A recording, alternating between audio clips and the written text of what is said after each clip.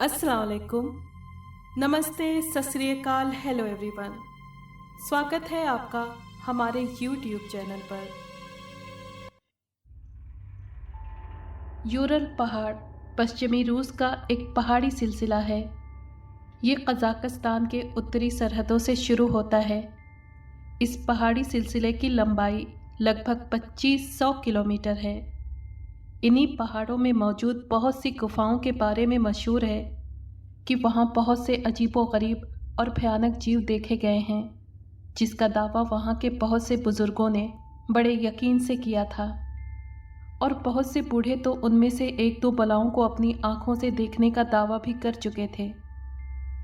क्योंकि वो सब गंभीर और अनुभवी लोग थे, इसलिए उनकी सच्चाई पर वहाँ के लोगों ने आंखें बंद करके यकीन कर लिया था।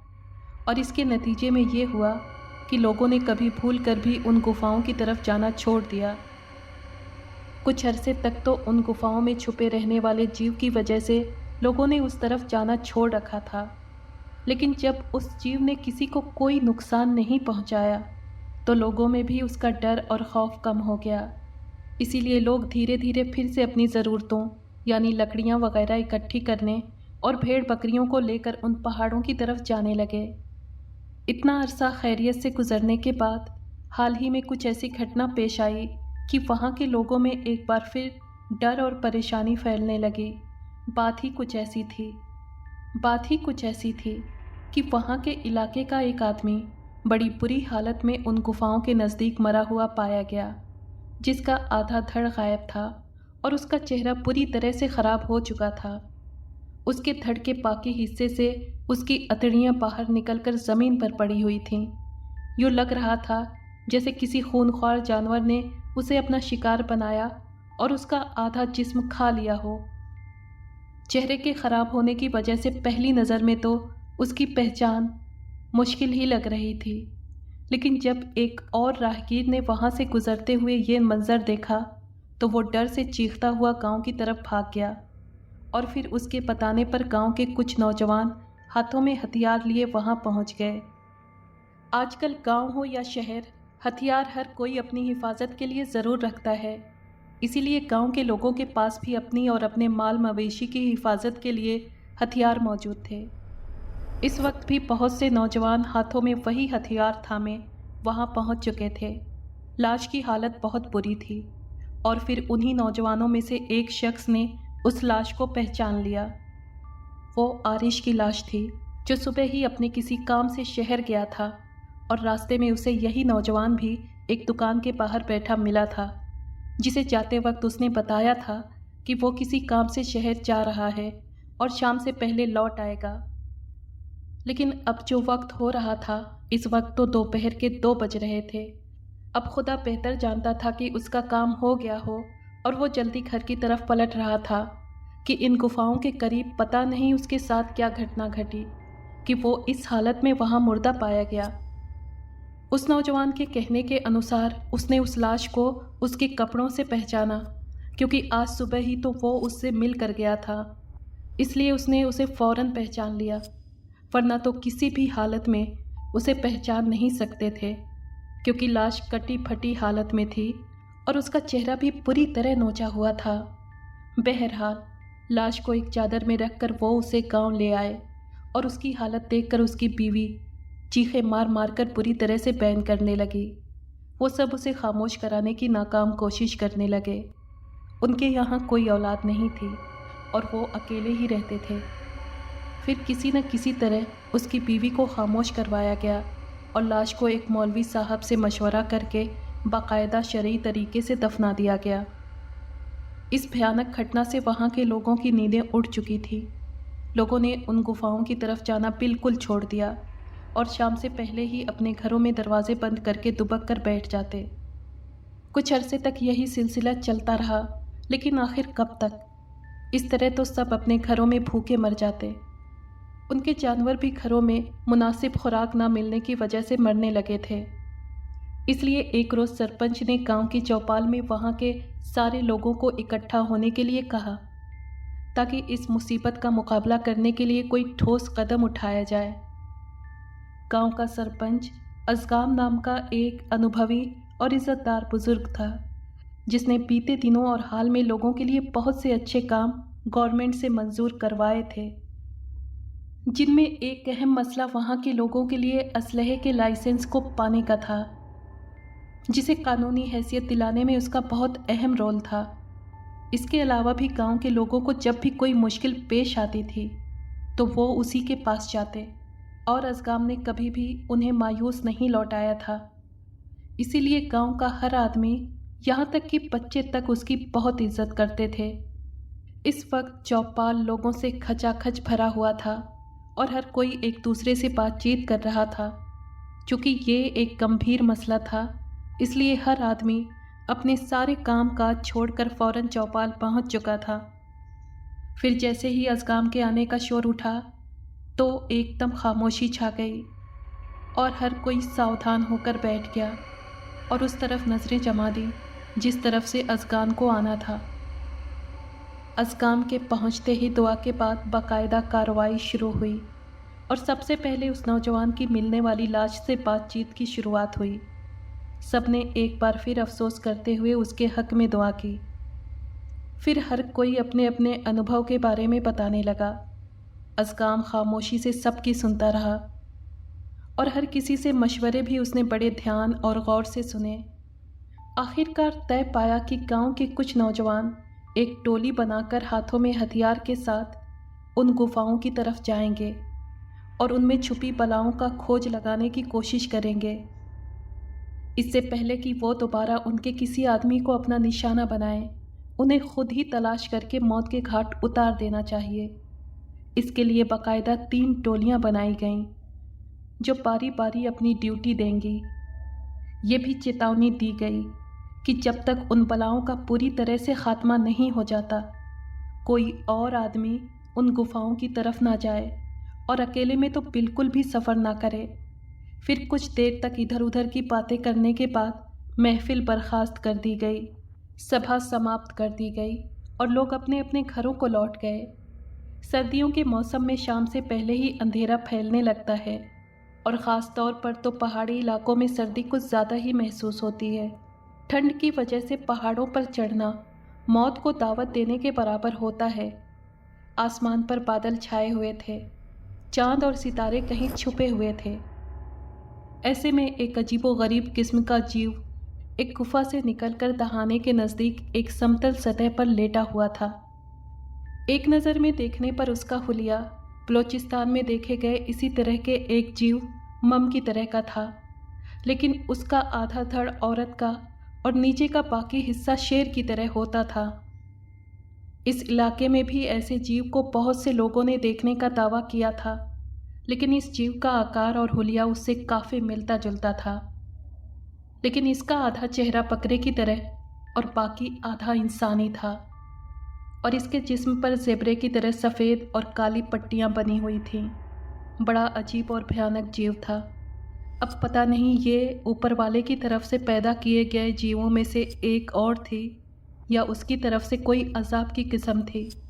उसको एक नज़र देखकर जिस्म के रोंगटे खड़े होने लगते थे।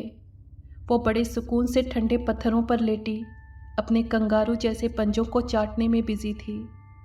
उसकी लंबी और चौड़ी ज़बान लप लप करके उसके पंजों पर लगा ताज़ा खून चाट रही थी और इस खामोशी में उसकी ज़बान से निकलने वाली आवाज़ें बड़ी रहस्यमयी लग रही थीं। उसे इस हालत में अगर कोई इंसान देख लेता तो शायद दहशत से ही मर जाता। आसमान पर छाए गहरे बादल, चांद और सितारे, चारों तरफ फैला हुआ गंभीर सन्नाटा, खौफनाक और भयानक माहौल में इस तरह का भयानक जीव एक अच्छे भले इंसान को हार्ट अटैक करा देने के लिए काफ़ी था। अच्छी तरह पंजे चाटने के बाद वो एकदम उठकर बैठ गई। उफ खुदाया! उसकी तिरछी आंखें और उनमें मौजूद पुतलियों के बीच लंबी लाइन यानी वर्टिकल लाइन ने उसे और भी भयानक बना दिया था। उसके दाईं तरफ वाला आधा चेहरा बड़ा भयानक लग रहा था। कभी वो किसी औरत से मिलने लगता और कभी किसी मर्द के चेहरे से। हे भगवान, ये कौन सी चीज़ थी जो इस इलाके में आ बसी थी? अभी उसे थोड़ी देर ही हुई थी कि उसकी दूसरी साथी भी गुफा के दहाने से निकलती दिखाई दी और वो भी फुदकती हुई उसके नज़दीक पहुंचकर बैठ गई। फिर वो दोनों आपस में कुछ अजीब आवाज़ें निकालने लगीं। ऐसे लग रहा था जैसे वो आपस में बातचीत कर रही हों। उनके मुंह से निकलने वाली आवाज़ों को सुनकर यूँ लगता था जैसे बहुत से चूहे किसी पिंजरे में बंद हों और मिलकर शोर मचा रहे हों।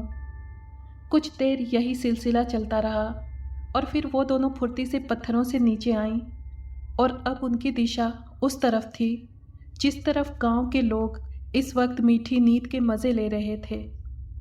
लगता था कि आज फिर किसी की शामत आने वाली थी। वो किसी कंगारू की तरह फुदकती हुई तेज़ी से गांव की तरफ बढ़ रही थी। रात का अंधेरा काफ़ी फैल चुका था और दूर दूर तक सन्नाटा था। कोई परिंदा या कोई और जानवर तक दिखाई नहीं दे रहा था।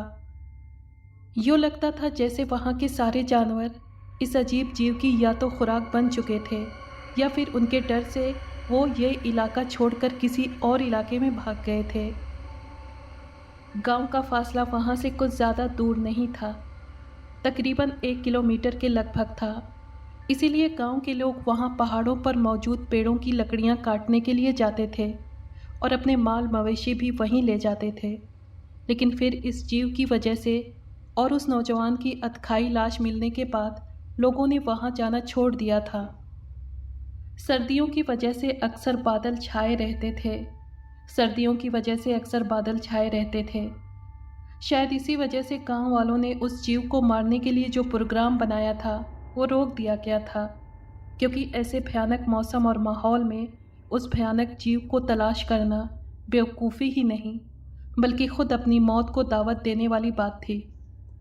गांव के अक्सर लोग वॉशरूम के लिए घरों से बाहर जाना पसंद करते हैं। हालांकि घरों में भी वॉशरूम मौजूद होते हैं, लेकिन पता नहीं अक्सर देखा गया है कि वो फिर भी बाहर निकलना ही पसंद करते हैं। अब्दुल्लाई को ज़रूरत महसूस हुई तो उसने जल्दी से लोटा हाथ में लिया और धीरे से दरवाज़ा खोलकर घर से बाहर निकल गया।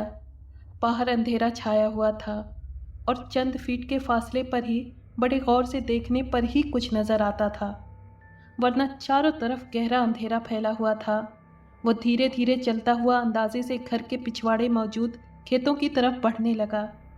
वो चूँकि वहीं का रहने वाला था, इसलिए उसे अच्छी तरह अंदाज़ा था कि खेत किस तरफ हैं और उनका फासला कितना है। इसीलिए वो अंदाजे से उसी तरफ बढ़ता चला गया। कुछ मिनटों का फासला उसने काफ़ी देर में तय किया, वो भी खूब अंधेरे की वजह से।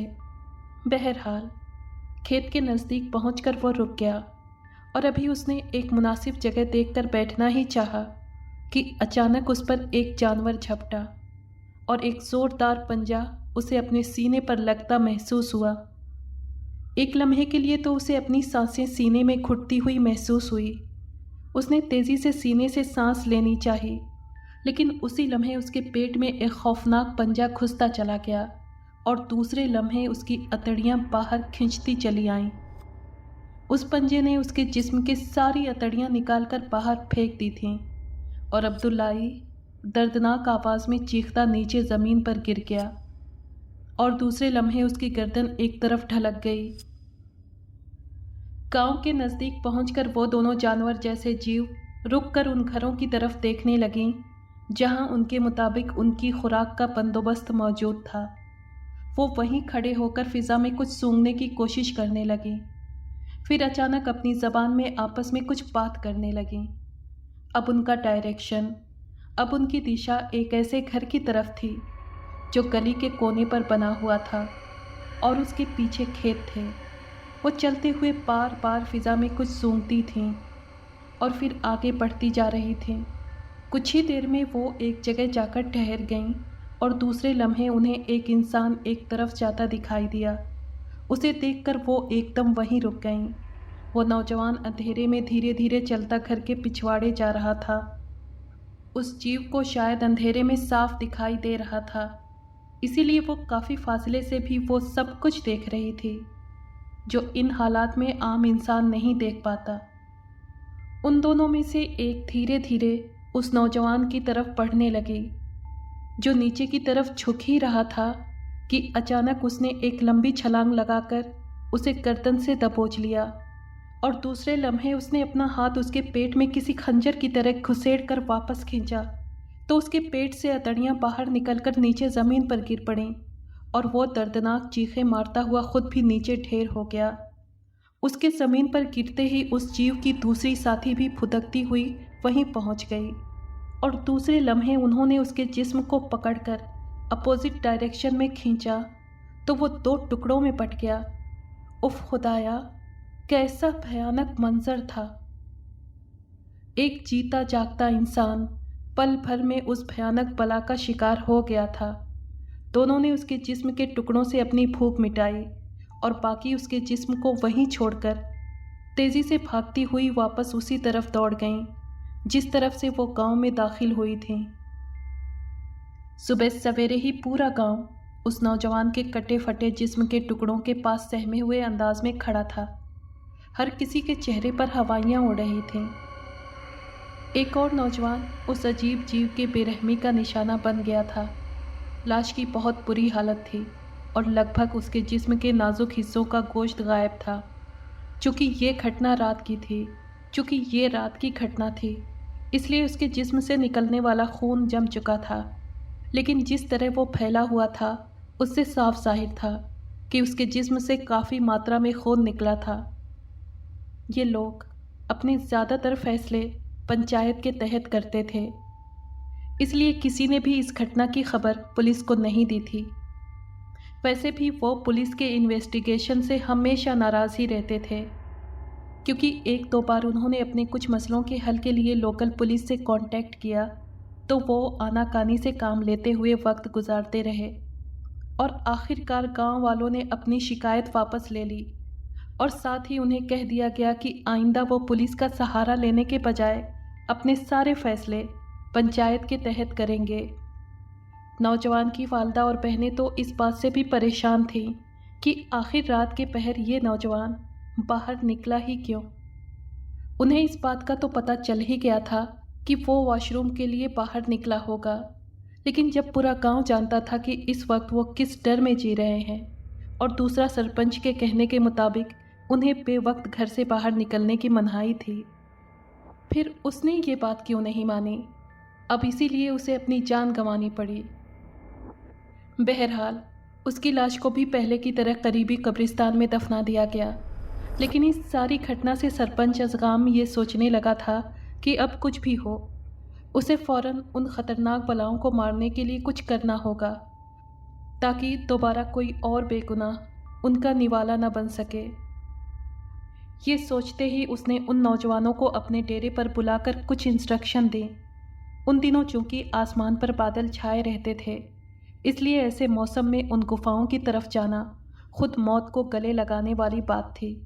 इसलिए उन्होंने मौसम के बेहतर होते ही उन गुफाओं में जाकर उन बलाओं को ख़त्म करने का फ़ैसला किया और फिर कुछ देर वहाँ बैठकर वो सब नौजवान अपने घरों की तरफ लौट गए। सुबह 9 बजे का वक्त होते ही कुछ नौजवान हाथों में हथियार लिए इस वक्त अज़गाम के डेरे पर मौजूद थे। आज चूँकि 3 दिन के बाद मौसम बेहतर हो गया था और धूप निकली हुई थी, इसलिए पहली फुर्सत में अज़गाम ने उन्हें फ़ौरन अपने पास पहुंचने का मैसेज भेजकर यहाँ बुलवा लिया था और वो सब इस वक्त वहाँ बैठे अज़गाम के आने के इंतज़ार में थे। फिर कुछ देर के बाद अज़गाम वहाँ पहुँच गया और 15-20 मिनट के बाद वो सब उन गुफाओं की तरफ जाने वाले रास्ते पर चल पड़े, जो ज़्यादा दूर नहीं था, बल्कि 1 किलोमीटर के फासले पर उनको वही पहाड़ दिखाई दे रहे थे और वो गुफाएं उन्हीं में मौजूद थीं जहाँ वो खूनख्वार और ख़तरनाक बलाएं बसेरा किए हुए थीं। ये 7 नौजवानों की एक टोली थी और पंचायत के फ़ैसले के मुताबिक उन्हें पहले जाकर उन बलाओं को तलाश करना था और फिर इसी तरह 2 और टोलियां भी बनाई जा चुकी थीं जो बारी बारी अपनी जिम्मेदारियां निभाने के लिए तैयार थीं। समझ में नहीं आता कि इतने कम फासले पर वो पहाड़ हैं और उनमें बनी गुफाओं में वो भयानक बलाएं रह रही हैं, तो फिर इससे पहले तो कभी ऐसी कोई घटना सुनने में नहीं आई न देखने में। साथ चलते एक छोटे कद के नौजवान ने अपने आगे चलने वाले नौजवान को पुकारते हुए कहा, मुझे लगता है कि ये बलाएं अभी हाल ही में इन गुफाओं में कहीं से आई होंगी। जैसे जानवर और परिंदे मौसमों के बदलाव के मुताबिक एक इलाके से दूसरे इलाके में माइग्रेट कर जाते हैं और फिर कुछ अरसे के बाद वापस अपने डेरे पर लौट आते हैं। इसी तरह मुझे तो यही लगता है कि ये बलाएं भी किसी और इलाके से किसी वजह से यहाँ आ गई हैं और उन्होंने इन गुफाओं को अपना ठिकाना बनाया हुआ है। उसके आगे चलते नौजवान ने पीछे मुड़े बगैर उसकी बात का जवाब देते हुए कहा, वाकई ऐसा ही होगा, वरना तो ये अपनी खुराक के लिए किसी न किसी को कभी न कभी तो दिखाई दे जाते हैं। जाहिर है कोई जानदार बगैर खुराक के तो नहीं रह सकता, उसे अपनी खुराक के लिए अपने ठिकाने से बाहर तो निकलना ही पड़ता है।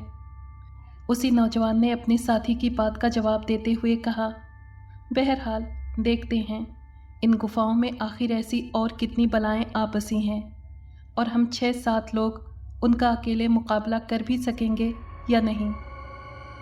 ऐसा न हो उल्टा वो हमें भी अपना शिकार समझकर हमारा सफाया कर दें और गांव वालों को हमारी हड्डियां देखने को मिलें।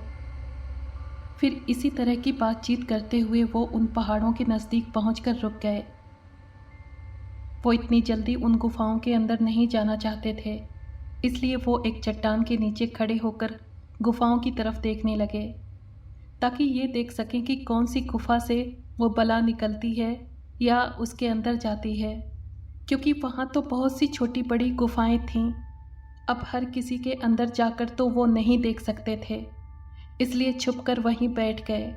वैसे भी उनके पास सारा दिन था और हर तरफ धूप फैली हुई थी, इसलिए वो बेफिक्र होकर वहीं डेरा जमाए बैठे रहे।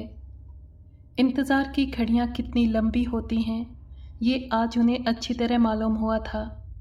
फिर आखिरकार एक गुफा के अंदर से वही जीव बाहर निकलता दिखाई दिया और उसका हुलिया देखकर वो सब बेहोश होते होते रह गए। जाहिर है उसका भयानक हुलिया अच्छे भले आदमी के होश उड़ा देने के लिए काफ़ी था। उस भयानक बला का आधा चेहरा बकरे की तरह और आधा इंसानी था और उसके जिस्म पर ज़ेब्रे की तरह सफ़ेद और काली लाइनें दूर से ही साफ दिखाई दे रही थीं। वो किसी कंगारू की तरह फुदकती हुई गुफा से बाहर निकलकर इधर उधर देख रही थी। खुदा की पनाह, क्या चीज़ है ये? इतनी खौफनाक और भयानक चीज़ तो इससे पहले कभी हमने नहीं देखी। उन सब के मुंह से एक साथ यही बात निकली। मेरे ख्याल में हमें रिस्क नहीं लेना चाहिए, क्योंकि हमें तो ये भी पता नहीं है कि इन गुफाओं में और कितनी इस जैसी बलाएं छुपी हुई हैं। इसलिए हमें फ़ौरन वापस जाकर सरपंच को बताना चाहिए और अपने साथ और आदमियों को लेकर आना चाहिए। सबसे आगे बैठे नौजवान ने सामने देखते हुए मशवरा दिया और फिर सब ने उसकी हाँ में हाँ मिलाई और चुप बैठे उसी बला को देखने लगे, जो कुछ देर बाहर खड़ी इधर उधर देखने के बाद वापस गुफा में चली गई। कुछ देर तक उसके दोबारा बाहर निकलने का इंतज़ार करने के बाद वो सब खामोशी से वापस गांव की तरफ बढ़ने लगे। वो जल्द से जल्द सरपंच के पास पहुंचकर उस भयानक बला की सच्चाई बताना चाहते थे। सरपंच ने जब उनसे सच्चाई जानी तो उसके चेहरे का रंग एकदम बदलने लगा। उसका चेहरा यूं हो गया था जैसे काटो तो खून नहीं। सब नौजवान उसके चेहरे की तरफ देखकर हैरान हो गए, लेकिन इससे पहले कि सरपंच से कुछ पूछते वो खुद ही कहने लगा, लगता है चोमलंगा वापस आ गई है। चोमलंगा? ये आप किसकी बात कर रहे हैं? एक नौजवान ने पूछा। वो उसके सामने ही बैठा उसके चेहरे को देख रहा था। ये उन दिनों की बात है जब मैं भी जवान हुआ करता था, तो मेरे दादा ने बताया था कि उन्होंने एक ऐसा जीव देखा था जो गांव से बच्चों को उठाकर ले जाता था और उन्हीं पहाड़ों में छुप जाता था। उन्होंने जो हुलिया उस जीव का बताया था वो ऐसा ही था जैसा अभी तुम लोगों ने उन पहाड़ों में देखा है। उसका आधा चेहरा भी किसी इंसान से मिलता था। बाद में दादा ने बताया था कि उन्होंने गांव वालों के साथ मिलकर उस बला को काबू करके जला दिया था। लेकिन अब तुम सब ने जो घटनाएं बताई हैं उन्हें सुनकर मुझे यकीन हो गया है कि हो न हो इस बला का, इस जीव का ताल्लुक भी उसी नस्ल से है और अब ये नहीं पता कि ये कहाँ से आ थमकी है। सरपंच ने फिक्रमंद लहजे में कहा। उसके मुंह से ये बात सुनकर सारे लोग हैरान और परेशान उसकी तरफ देख रहे थे, लेकिन क्योंकि बात करने वाला एक सम्मानित व्यक्ति था, इसलिए वो उसकी बात को 100% सच मान रहे थे। फिर सरपंच ने बाकी उन 2 टोलियों को भी उनके साथ ही भेजने का फैसला कर लिया था, जो उनके बैकअप पर मौजूद थीं। नौजवानों के मुंह से आंखों देखी सच्चाई जानकर वो बहुत परेशान हो गया था, इसलिए उसने फौरन उस बला को तलाश करके ख़त्म करवाने का बंदोबस्त करते हुए उन्हें दूसरे दिन उन गुफाओं की तरफ रवाना कर दिया था। फिलहाल उसने गांव के दूसरे लोगों को उस बला के देख लिए जाने के बारे में कुछ नहीं बताया था और उन नौजवानों को भी सख्ती से मना कर दिया था कि वो किसी से भी उस भयानक बला के वहाँ होने और उसे देख लिए जाने का जिक्र ना करें, वरना ख्वामख्वाह लोगों में डर फैलेगा। इस वक्त उन गुफाओं की तरफ तकरीबन 25 नौजवान अपने हाथों में हथियार लिए बड़ी सावधानी से आगे बढ़ रहे थे। पहले के मुकाबले इस बार ज़्यादा चौकन्ने और अलर्ट थे, क्योंकि पहले वो सिर्फ शक के बिना पर उन गुफाओं की तरफ गए थे, लेकिन अब जब उन्होंने उस अजीब बला को खुद अपनी आंखों से देख लिया था तो वो ज़्यादा सावधान हो गए थे। अब तो उन्हें चलते हुए यही महसूस हो रहा था कि अचानक वो बला किसी तरफ से निकलकर उन पर हमला कर देगी और दूसरे लोगों की तरह उन्हें भी चीर फाड़ कर रख देगी। क्योंकि उन सब के पास असलहा था, इसलिए उन्हें ये भी तसल्ली थी कि अगर उनका सामना अचानक उस बला से हो गया तो वो भी उसका डट कर मुकाबला करेंगे। यही सोचते हुए वो उन गुफाओं के नज़दीक होते जा रहे थे, जो अब दूर से उन्हें बड़ी साफ दिखाई देने लगी थीं। वो सीधे उस तरफ जाने के बजाय एक तरफ दिखाई देने वाली चट्टान की तरफ बढ़ने लगे, जो पहाड़ से इस तरह बाहर की तरफ निकलकर नीचे ज़मीन की तरफ झुकी हुई थी कि दूर से देखने वाले को उसके नीचे बैठे हुए किसी आदमी को देख लिए जाने की संभावना नहीं थी। वो सब सावधानी से उसी तरफ बढ़ रहे थे और फिर कुछ ही देर में उसके नीचे पनाह ले ली। गुफाओं का फासला वहाँ से ज़्यादा दूर नहीं था और वो इस पर बड़ी आसानी से नज़रें रख सकते थे। सुबह के 11 बजे का वक्त हो रहा था और धूप निकली हुई थी और ये मौसम भी उनके हक में बेहतर था। हमें कम से कम 2-3 घंटे यहाँ छुपकर उन गुफाओं पर नज़र रखनी होगी, ताकि हमें पता चल जाए कि किस किस गुफा में और ऐसी बलाएं छुपी बैठी हैं। एक नौजवान ने बाकी सबकी तरफ देखते हुए कहा। बिल्कुल, हमें ऐसा ही करना होगा, वरना तो हमें ये भी पता नहीं कि किसी एक पर गोली चलाने के बाद और कितनी बलाएं बाहर उमड़ आएंगी। दूसरे ने मशवरा देते हुए कहा। इंतज़ार करते हुए उन्हें 3 घंटे हो चुके थे, लेकिन अभी तक किसी भी गुफा से वो जीव बाहर नहीं निकले थे। वो बैठ बैठकर और उन गुफाओं की तरफ देख देख कर उकता चुके थे। अब तो उन्हें यही लगने लगा था कि हो सकता है वहाँ वही एक ही जीव हो जिसे उन्होंने गुफा से निकलते देखा था, वरना इतनी देर में किसी गुफा में से तो कोई 1 या 2 बलाएं ज़रूर निकल आती। लेकिन ये उनकी भूल थी और अचानक एक बला फुदकती हुई बाहर निकली और उसके पीछे पीछे दूसरी भी बाहर निकल आई। उनका हुलिया देखकर डर लग रहा था, लेकिन ये सब बहादुर नौजवान थे, इसलिए थोड़ा बहुत तो डर लगा उन्हें। लेकिन फिर वो नॉर्मल होकर उन्हें देखने लगे। पहले तो उन्होंने फ़ौरन गोली चलाने का इरादा किया, लेकिन फिर यही सोचकर कि पता नहीं गोलियों की आवाज़ से और कितनी वहाँ अचानक निकल आए और उन्हें भागने का मौका ही न मिल पाए। दोनों बलाओं ने बाहर निकलकर अपनी नाक ऊपर फिज़ा में उठाकर कुछ सूंघने की कोशिश की, लेकिन ये उन सब की खुशकिस्मती थी कि हवा का रुख दूसरी तरफ था और शायद उन दोनों तक उनके जिस्मों की बू नहीं पहुंच रही थी, वरना वो इस वक्त उनकी खुराक बन चुके होते या मारे जा चुके होते। क्या ऐसा नहीं हो सकता कि कम से कम इन दोनों को तो मारकर यहीं ख़त्म कर देते हैं? बाकी जो गुफाओं में मौजूद होंगी उनका भी पता चल जाएगा कि कितनी बाहर निकलती हैं। वो भी तो हम सिर्फ अंदाजे ही के बिना पर सोच रहे हैं कि उनमें और भी इसी तरह के जीव छुपे होंगे। दाईं तरफ बैठे एक नौजवान ने अपने हिसाब से मशवरा देते हुए कहा, मेरा दिल भी यही कह रहा है कि जो सामने है पहले उनसे तो निपटा जाए, बाकी का बाद में देखा जाएगा। आगे बैठे दूसरे नौजवान ने जवाब दिया। इससे पहले कि वो उसके बारे में कोई फैसला करते, वो दोनों बलाएं उछलती कूदती एक तरफ भाग गईं। उनकी दिशा पहाड़ की बाईं तरफ थी। शायद वो वहाँ कुछ खाने की तलाश में भाग गई थीं। कुछ मिनटों में वो दोनों उन सब की नज़रों से ओझल हो गईं।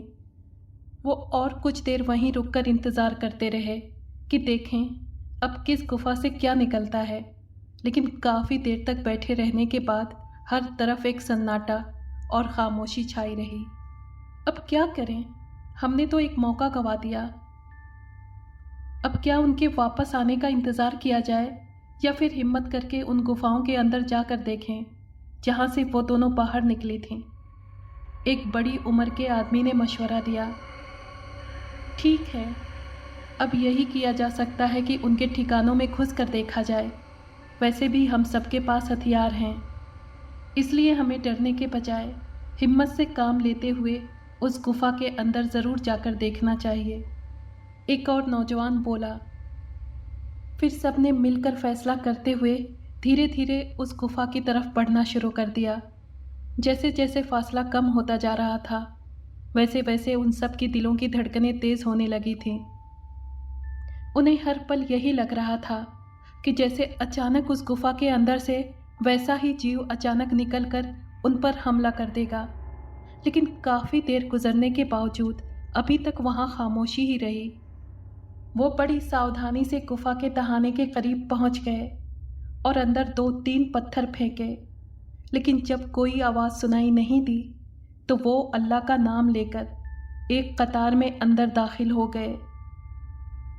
गुफा में घुसते ही उनकी नाक से एक अजीब सी सड़ान टकराई और उन्हें यूँ लगा जैसे वो किसी बूचड़खाने में घुस आए हों। बदबू इतनी तेज़ थी कि उनसे वहाँ खड़ा होना भी मुश्किल हो रहा था। ये काफ़ी बड़ी गुफा थी और शायद कहीं से रोशनी भी इसके अंदर आ रही थी, इसलिए उसके अंदर अंधेरे का एहसास बहुत कम था। गुफा अंदर से एक हॉल जैसी थी और फिर ये देखकर उनकी डर से आंखें फैल गईं कि एक कोने में इंसानी हड्डियों का एक ढेर मौजूद था और उसके नज़दीक ही कुछ जानवरों के अधखाए जिस्म मौजूद थे।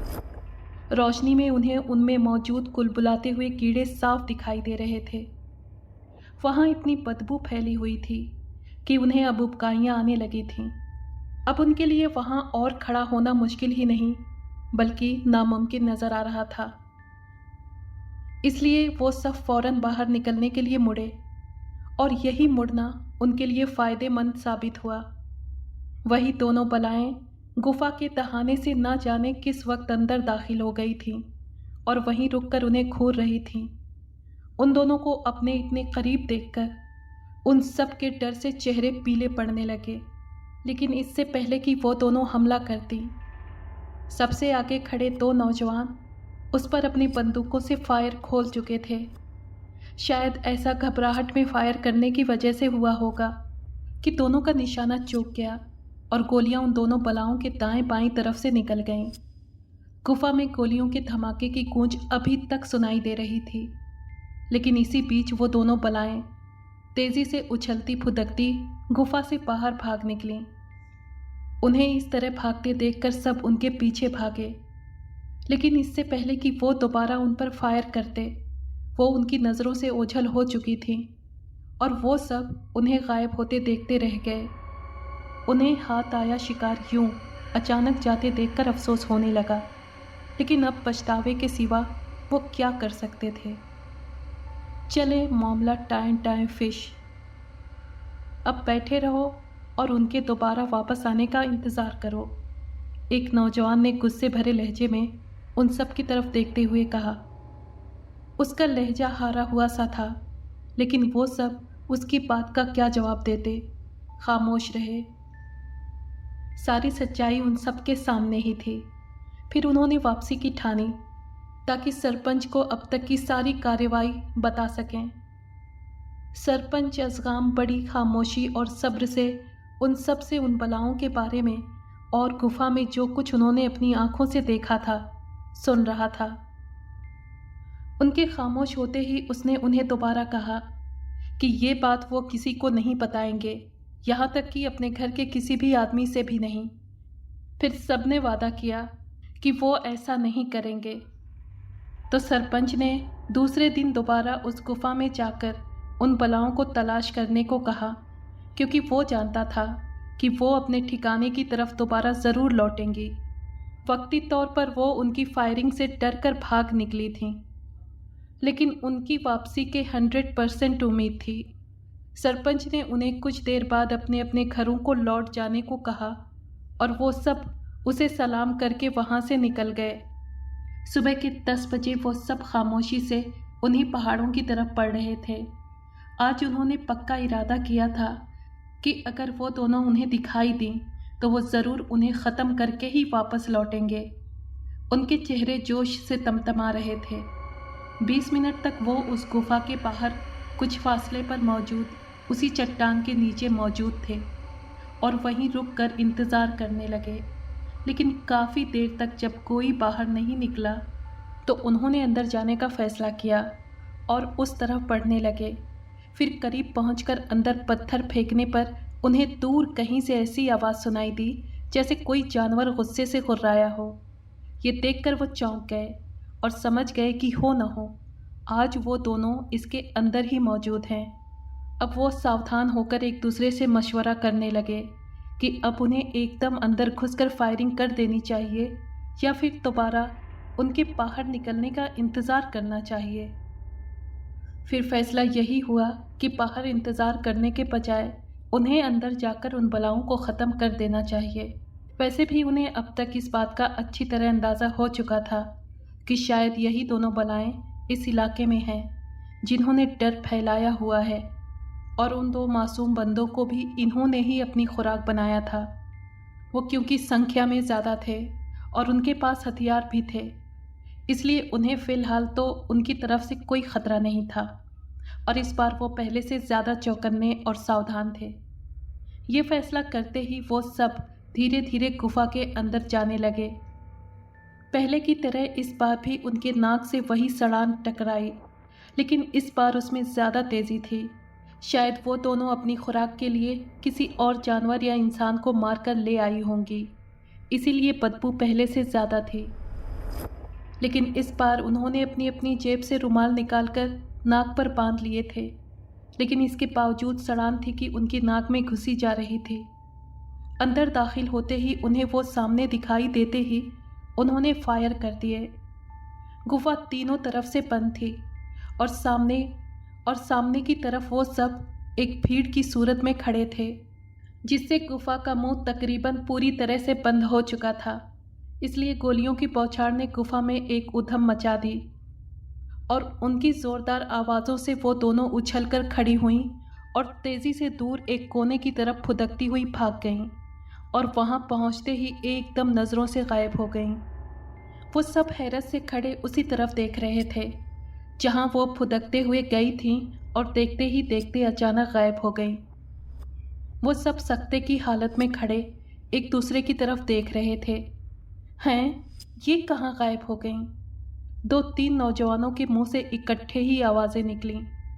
उनके लहजे बता रहे थे कि वो उनके अचानक यूं गायब हो जाने पर काफ़ी डरे हुए हैं।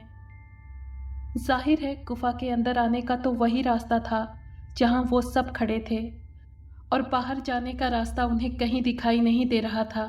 फिर सामने पत्थर की सपाट दीवार के पास पहुंचकर वो दोनों कहाँ गायब हो गई। कुछ लम्हों तक वहीं खड़े रहने के बाद वो धीरे धीरे उसी कोने की तरफ बढ़ने लगे और वहां पहुंचकर उनकी आंखें हैरत से फैल गईं। उनके तो वहमो गुमान में भी ये बात नहीं थी कि ऐसा भी हो सकता है। कोने में पहुंचकर उन्होंने देखा कि वहां ज़मीन के नीचे एक रास्ता दिखाई दे रहा था। शायद वो दोनों बलाएं उसी रास्ते के ज़रिए फरार हुई थीं। न जाने वो रास्ता आगे कहाँ जाता था, लेकिन इस तरह बगैर सोचे समझे उसमें दाखिल होने का मतलब था खुद अपनी मौत को दावत देना। इसलिए वो वहीं खड़े एक दूसरे की तरफ देखने लगे। फिर कुछ देर तक खामोश रहने के बाद उन्होंने नीचे उतरने का फैसला किया ताकि अंदर जाकर सच्चाई जानी जाए कि आखिर ये रास्ता कहाँ जाकर निकलता है। उन्होंने अपने हथियार मजबूती से थामते हुए ऊपर वाले का नाम लिया और बारी बारी नीचे उतरने लगे। ये एक छोटा सा सुरंग नुमा रास्ता था जिसमें घुटन का एहसास नहीं हो रहा था। शायद कहीं से ताज़ा हवा अंदर आ रही थी। थोड़ी दूर चलने के बाद उन्हें इसकी वजह भी समझ में आ गई, क्योंकि वो रास्ता एक दरार में निकल रहा था। ऐसा लगता था जैसे पहाड़ों में ज़लज़ला आने या किसी और वजह से वो दरार बन गई थी। जिसे उन बलाओं ने ढूंढ निकाला था वो भी उनकी आंखों के सामने इसी रास्ते से फरार हुई थीं, जिनके पीछे वो इस वक्त यहाँ आए थे। क्या ख्याल है, हमें आगे जाना चाहिए या यहीं से वापस लौट जाना चाहिए? क्योंकि हम ये भी नहीं जानते कि आगे और कौन सी मुसीबत हमारे इंतज़ार में घात लगाए बैठी हो। एक नौजवान ने दूसरे की तरफ देखते हुए मशवरा मांगा। मेरे ख्याल में हमें आगे बढ़ना चाहिए। इस तरह वापस लौट जाना बुज़दिली ही होगी। वैसे भी हमें इस बात का यकीन तो हो चुका है कि अब तक इस जीव की संख्या सिर्फ 2 ही है, वरना इतनी गोलियां चलने की आवाज़ें सुनकर किसी न किसी और गुफा से तो एक आध बाहर निकलकर भागती दिखाई दे जाती। उसी नौजवान ने उन्हें हौसला दिलाते हुए कहा। वो उनसे उम्र में बड़ा दिखाई दे रहा था। उसकी बात सुनकर सबने हाँ में सर हिलाया, जैसे उन्हें उसकी बात पसंद आ गई हो। जी ठीक है, फिर चलते हैं और आगे जो होगा देखा जाएगा। ये कहते हुए सबसे आगे मौजूद एक नौजवान ने जवाब देते हुए आगे बढ़ना शुरू किया और वो सब भी उसके पीछे चल पड़े। दरार काफ़ी दूर तक जाती दिखाई दे रही थी और इसी बीच उन्हें उस बला की एक झलक तक दिखाई नहीं दी थी। शायद वो बहुत दूर तक निकल चुकी थीं, क्योंकि दरार में छुपने के लिए कोई और गुफा वगैरह दिखाई नहीं दे रही थी, क्योंकि उसके दोनों तरफ सपाट पथरीली दीवारें थीं। यूँ लगता था जैसे ज़लज़ले की वजह से एक पहाड़ 2 हिस्सों में बट गया हो और उसकी वजह से दरार नुमा रास्ता बन गया हो। तकरीबन 1.5 किलोमीटर तक चलने के बाद जैसे ही वो घूमकर दरार से बाहर निकले तो उनकी आंखें हैरत से फटी रह गईं। कुछ कदमों के फासले पर एक और सुरंग एक पहाड़ के अंदर जाती दिखाई दी। वो हैरान खड़े उसे देखने लगे। दोनों तरफ फिर पहाड़ थे, इसलिए या तो वो वापस लौट जाते या फिर और उस सुरंग में दाखिल हो जाते। अब पता नहीं वो सुरंग उन्हें और किस तरफ ले जाती। क्योंकि वो गुफा में से अब तक सुरंग से होते हुए दरार में पहुँचे और फिर वहाँ से दरार में दाखिल होने से यहाँ तक आने में उन्हें वो बला दिखाई नहीं दी थी। इसलिए इसमें कोई शक नहीं होना चाहिए था कि वो बला भी फरार होकर उसी सुरंग में घुसी होगी। वो सब कुछ देर खड़े आपस में बातचीत करने के बाद उस सुरंग में दाखिल हो गए। सुरंग में काफ़ी ठंडक थी, जिसकी वजह यह थी कि कुछ दूर छत से पानी टपक रहा था। शायद उसके ऊपर कोई झरना था जो छत में सुराख होने की वजह से नीचे सुरंग में पानी टपक रहा था, जिससे फर्श पर पानी एक तालाब की सूरत में इकट्ठा हो रहा था। ये सुरंग ज़्यादा बड़ी नहीं दिखाई दे रही थी, क्योंकि थोड़ी दूर ही उसका दहाना दिखाई दे रहा था। अभी वो वहीं खड़े कुछ सोच ही रहे थे कि अचानक उन्हें एक तरफ से किसी जानवर के गुर्राने की आवाज़ें सुनाई दी। सुरंग में एकदम वो आवाज़ें सुनकर उनके डर से रोंगटे खड़े हो गए। वो समझ गए कि वही बला यहाँ मौजूद है। वो जल्दी से कोई सुरक्षित जगह देखने लगे, लेकिन इससे पहले कि वो जगह तलाश करने में कामयाब होते, वो बला अचानक एक तरफ से निकलकर उनके सामने पहुंच गई। उफ खुदाया, एक भयानक और दिल दहला देने वाला मंजर उनके सामने था। 2 ज़ेब्रा जैसे जानवर जो कंगारू की तरह अपने पांव पर खड़े थे, उनके सामने मौजूद थे। उन दोनों के चेहरे आधे जानवर और आधे इंसान के थे। एक झलक में वो इंसानी चेहरा किसी औरत से मिलने लगता और फिर दूसरे लम्हे किसी मर्द का नज़र आने लगता था। वो हैरत से खड़े उस बला को देख रहे थे।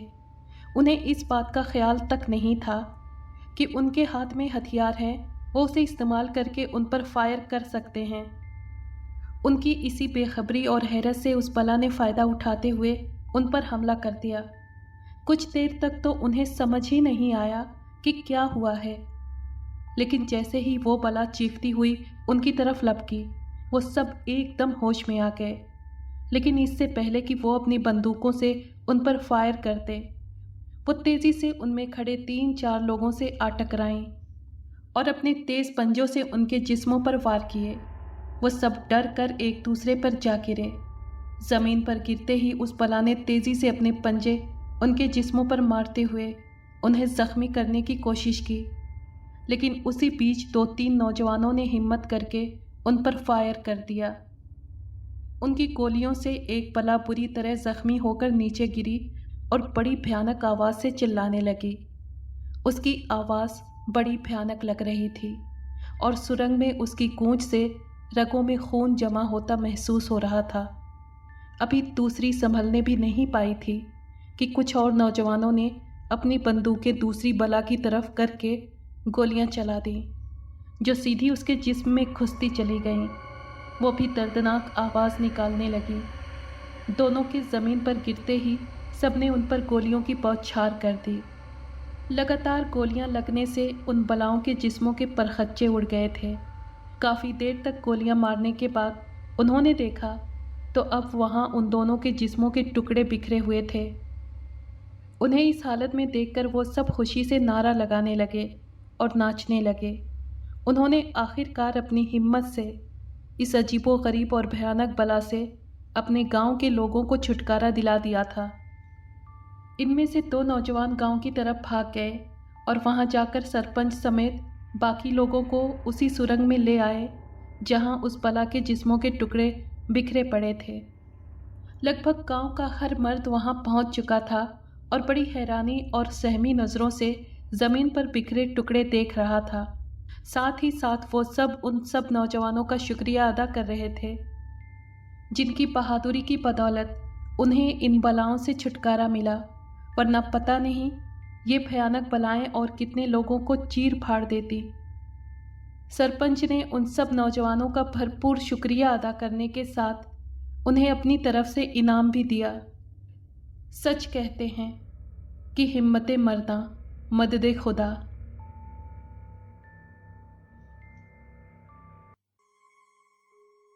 अगर आपको ये कहानी पसंद आई है तो प्लीज़ लाइक और शेयर करें और कमेंट बॉक्स में अपनी राय का इजहार कीजिए। अगर आपने हमारे चैनल को अभी तक सब्सक्राइब नहीं किया है तो प्लीज़ सब्सक्राइब कर लें और बेल आइकन को प्रेस कर दें ताकि आने वाली हर कहानी का नोटिफिकेशन आपको मिल सके। शुक्रिया।